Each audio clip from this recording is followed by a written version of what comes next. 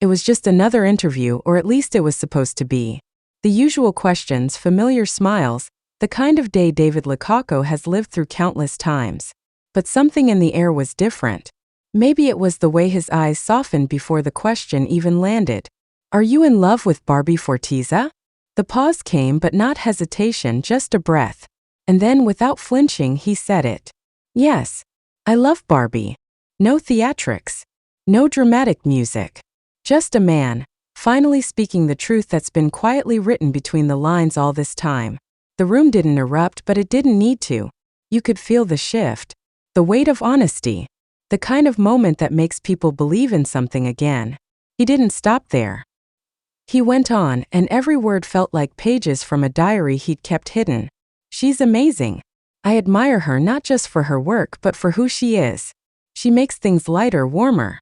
Just being around her changes everything. It wasn't the kind of love you scream from rooftops. It was the kind you whisper in quiet places because it means more that way.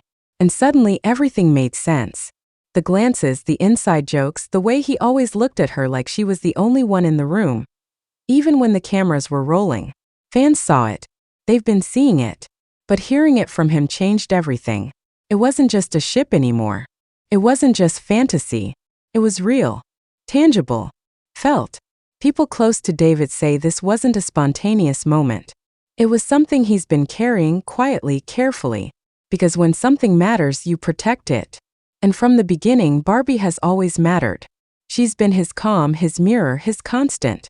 The one who sees him not just as an actor or a public figure, but as a person. And for someone like David, that kind of connection is rare and sacred. Barbie hasn't said much in response. But her silence doesn't feel distant. It feels steady. Like she's letting the truth settle in on its own. She's never needed to prove anything. And maybe that's why this works. Because this isn't about performance. It's about presence. The kind of love that doesn't need to be explained, only felt.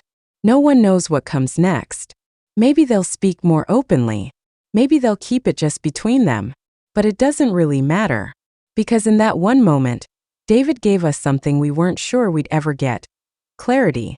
Not just about how he feels, but about who they are together. And maybe, just maybe, that's enough. Maybe love doesn't need grand declarations to be real.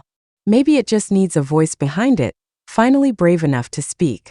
And for David, that day finally came.